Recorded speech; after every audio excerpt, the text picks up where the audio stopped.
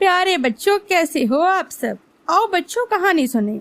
आज की कहानी एक जादुई पेड़ के बारे में है।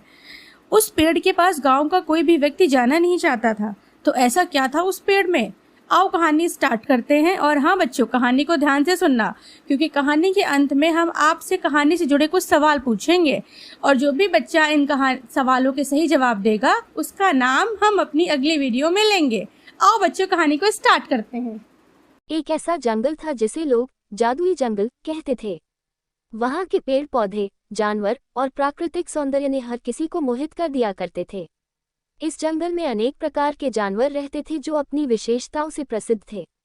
यहाँ के पेड़ बहुत ही जादुई थे और उन पर लगे फल इच्छाओं को पूरा करते थे। ये कहानी है एक जादू से भरे जंगल की।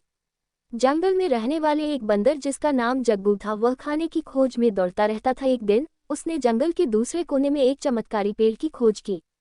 इस पेड़ पर अनगिनत फल थे, लेकिन उनमें से केवल एक फल ने उसका ध्यान खींचा। वह फल था जो किसी की भी मांग पूरी कर सकता था। वह नहीं जानता था वह एक जादुई जंगल में है और उसके सामने एक जादुई पेड़ है।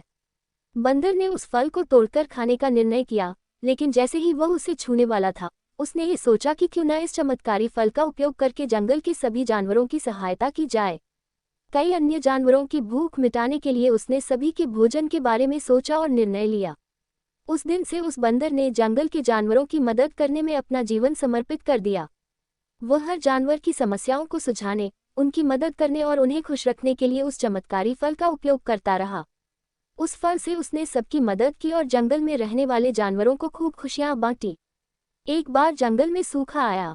सभी पेड़ पौधे सूख रहे थे और जानवरों को भूख और प्यास की समस्या हो गई थी। उन्हें खाने के लिए कोई भी खाना नहीं मिल रहा था। बंदर ने फिर वही चमत्कारी फल उठाया और उसकी मदद से जंगल के जानवरों की भूख और प्यास को दूर किया। बंदर ने सभी जानवरों को समझाया कि वे जंगल की सुरक्षा और जंगल की खुशहाली के लिए मिलकर काम करें और पेड़ पौधों की रक्षा करें। वह चाहता था कि सभी जानवर जंगल का सम्मान करें और एक दूसरे की मदद करें। क्यों पेड़ पौधे ही हमें जीवित रखते हैं, हमें खाना देते हैं, ऑक्सीजन देते हैं, हमें उनकी सुरक्षा करनी चाहिए। बंदर ने सिखाया कि जीवन में चमत्कार हैं, लेकिन उन्हें समझने और सही तरीके से उपयोग करने की कला महत्वपूर्ण होती है। उसने सिखाया कि हर किसी की मदद करना और जंगल के सभी निवासियों का सम्मान करना जरूरी है। हमें सभी का सम्मान और आदर करना चाहिए। इस कहानी से हमें ये सीखने को मिलता है कि हमें जीवन में अपनी विशेष क्षमताओं का सही तरीके से उपयोग करना चाहिए।